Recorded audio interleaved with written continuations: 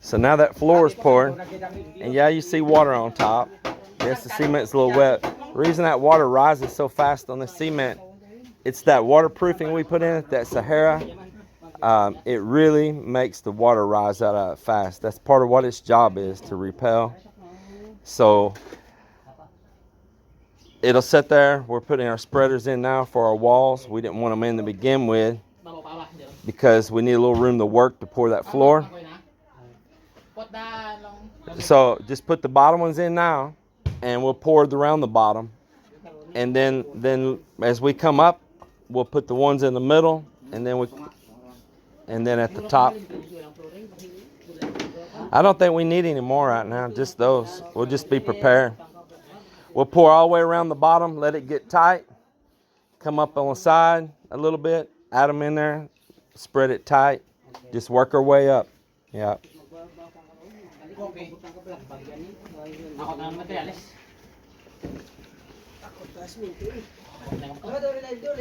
No need to nail those. You don't have to screw them, nothing. As soon as you put cement in those walls, it's all going to firm up and tighten up. You want it all really easy to take back apart. So they're going to prepare some more materials for mixing after lunch. We'll let this set for about an hour. Let that floor start getting a little firmness to it, so the concrete don't bleed from under the walls. And then we'll be ready to just slowly work up. You don't want to put too much load too fast and actually make that cement blow out from underneath into your floor. So we'll pour a layer up in the walls a little bit, take another little break. They can do some other work, and then once we get that bottom set in, then we can pour up faster coming up.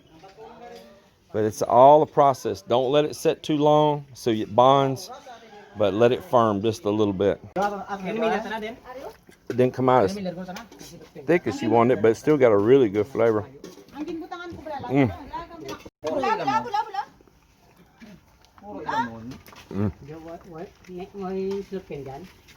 Delicious.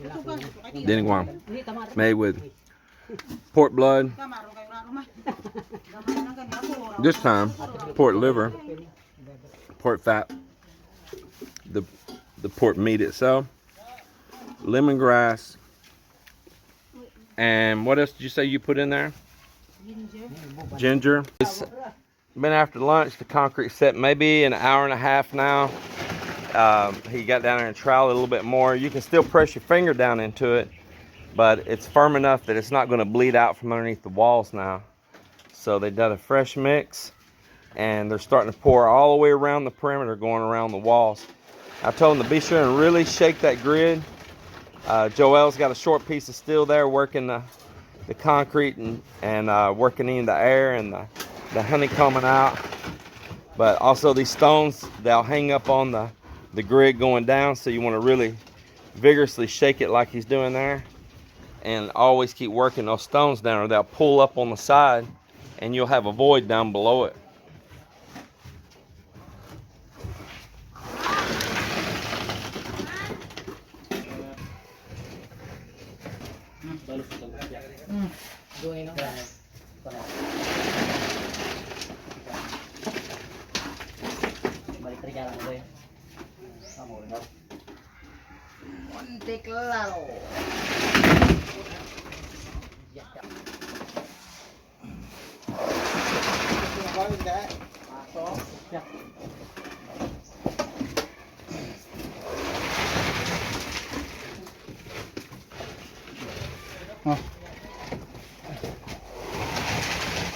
So if we had a wheelbarrow here like some people put in the comments, that wheelbarrow ain't gonna do you no good right down in here, as you want to build up a whole bunch of forms for trying to pour into one spot and all that.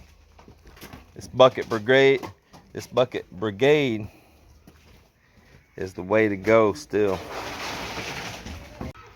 So when you're pouring into a form like this, you don't want to just pour one side way up or one corner a big old mound. You want to work consistent all the way around. working it up, working it up the same direction. Work around, and gradually bring it up. So we added up another layer of bamboo in here now. They put some plywood to stand on. This is just the old bamboo. When you're doing these jobs, you're always gonna have bamboo laying around if you're doing some real construction. It's cheap. I think a full long stick of it new is only like maybe 90 pesos, less than $2 for a long piece. It would make several of these. So basically those are standing on right there at top row. Didn't even cost you but $2, you know. Can't buy lumber for that price. Can't buy steel for that price. So everything gets reused here. Cocoa lumber will be used again on forms. The plywood, there's full long sheets in there with a joint put on them, maybe some scrap.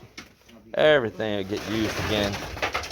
When you're casting in place and forming, every tiny piece will be used to the end, right down to firewood to cook dinner with.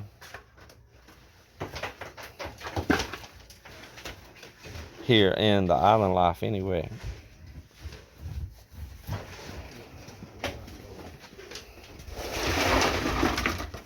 Need to pour this side here before you pour that one.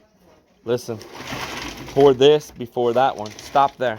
You're supposed to be pouring the other end, or you need to pour right here, but not here. So what I'm trying to do is put the pressure on that corner there to lock it in. If he pours the other way, he'll push it out, and it'll start seeping cement in between. Because these are not a fix in place nailed together. These are ad hoc slip joints made to pop back apart as soon as this firms up and move it all up. It don't take long to move it either. Y'all need to be pouring on this end down here. Shake that still good. I don't hear any stones or nothing. It's good.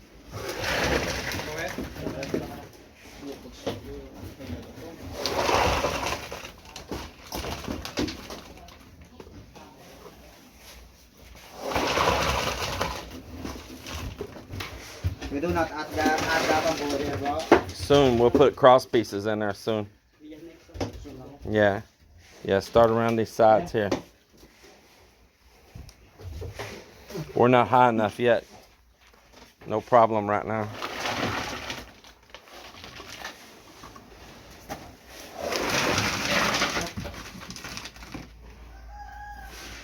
Ain't no shortcut place around here. Do it right, do it once. The end. Do it right, do it once. I'm not trying to make a tank that next year it's got a gigantic crack in it, busting. Everybody's, oh, look at that tank all busted. Oh, and you know, and then just it gets filled in, like, or start patching, a forever problem. I'm not trying to build a 5-year tank. I'm not trying to build a 10-year tank. I'm trying to build a lifetime tank. And that's what this is, a lifetime tank. I'm not just thinking about, oh, myself. Oh, if it just makes it my years, to heck with everybody else. No. If you're gonna do something, do it right. Like I said before, this place, that wife right there, this is her legacy. If something happens to me, this is for her. She got a lot longer life still probably than I do. Whatever happens, her family, this will last long beyond me.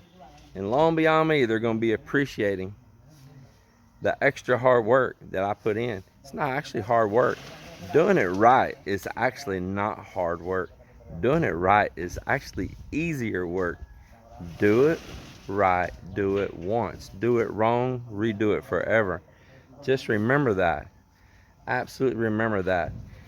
Cutting corners, I have seen, is a commonplace here, unless it's on a really big project, a big commercial project. Pretty much I see a lot of corners cut. Is over here doing what Melinda does, cooking. So the guys are doing concrete pour, and they are working hard here on this. And of course we want to keep their energy up, take good care of them. So she's cooking their afternoon like snack, beyond, or something y'all call it. What do y'all call it? Beyond. Beyond, yeah. So She's got vegetables, got all chopped up right here. You see, man, look at that. It's beautiful, huh? All that freshness there. Beautiful. And she's got some cabbage all chopped up right here. And go right here, typical right here with almost all Filipino dishes. You're gonna have your garlic and your little purple onions. And then she's got chicken all diced up and cubed right here as well. That she'll be putting in this dish. And this is your noodles for it here. Yeah, it's one of my noodles to add that one. So you're gonna put more than one kind? You say it's one of your noodles, Canton medium noodles, huh? Yeah, Canton. Mm-hmm. Why everything you bought a blue? We're the blue people, aren't we? Because Mel and I, we get everything just about blue. so I went to the market earlier and you see what I bought? I bought that pail, color blue, The scoop blue. the lighter blue, and this one is the blue also. And I got a lighter. So you unpick up the color purple, and I said, no, you know my bed now. Blue. She got her a new sharpening stone today too. What we call like a wit rock. Oh, where is it? Oh, it's right here. Yeah. She got her a new sharpening stone for the knives out here too. Well, this woman, even in U.S., boy, she's whittled my sharpening stones way down. She uses them things constantly. It's just the way it is if you're slicing a lot of meat and Yeah. you're cooking. You gotta have your good sharp knife when you're a pro cooker like Mel. What's in the bag right here? What's these? Maybe like a small dried shrimp. And you'll just add that in there as well. Add some good flavoring. Yeah, a little small dry shrimp. I see them there. Actually, those are delicious. Cup here in the Philippines. You see here it says Mel, Key West, Florida. That's one of the trips my wife and I took. One day we just jumped on a plane. We flew to Miami, grabbed a rental little Jeep there, and took off down to Key West, down to the end down there, and had a really good time. And one night we stayed in Miami on South Beach. 2 nights in Key West. 2 nights in Key West? Yeah. Man, I guess I'm all mixed up. So yeah, we spent 2 nights in Key West and 1 night in South Beach there in Miami. Remember the old room? Yeah, I know, but I was thinking that I think we stay in Key West 3 days, and then because we gone 4 days, so You know what? This story is going to get a little longer and we're going to be there a month. I'm guaranteed it's a 3 days, and then we stay 1 night there in Miami. So am I correct? In South Beach. Yeah, South Beach. Yeah. And it was kind of crazy when we were there in South Beach. The rooms, you know, the place we stayed, it was very old and super overpriced. And Majestic, I think. yeah, I think that might have been what it was. And then, you know, it's a lot of people showing off very rich cars and very high-end cars and people all super dressed up. But we heard all this noise and racket going on the street, and somebody was slain right there in the streets while we were there. And just mayhem. I'm like, yeah, I don't want no part of this. It was pretty wild, pretty wild. They go to a cool little Cuban cafe and got some good food though.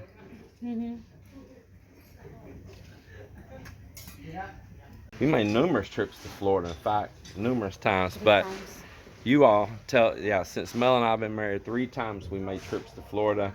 All the way up from Jacksonville, Orlando, up in Pensacola, just both the Atlantic side, the Gulf Coast side, both.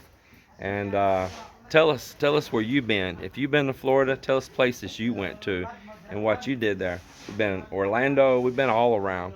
And that's just with Mel and I. I've been there numerous times even before I knew her, worked there for a little while. But tell us your experiences with Florida, and who knows, you might live there when you're watching this now. We have a couple long-time subscribers, like Florida Keys Mike. Yeah. Florida Keys Mike, Yeah, right there. there you That's go. one of them that lived there. So just tell us about it. We always like to know a little bit about you also. Just add the final bamboo pieces to the top. They're right down to the last of pouring that concrete there. Then we'll let it set for a while, firm up, and when it can hold its own shape and form on the walls, we will start pulling all that bamboo and get in there, slip the forms all the way up to the top here to grade level where the top of the tank will be. Wedge all that bamboo back in. We won't need that much of it for the next go round, just part of it. And then we'll pour in the final part of the top. They done cooked the beyond over here, but I didn't get any video of it. But boy, it looks good though.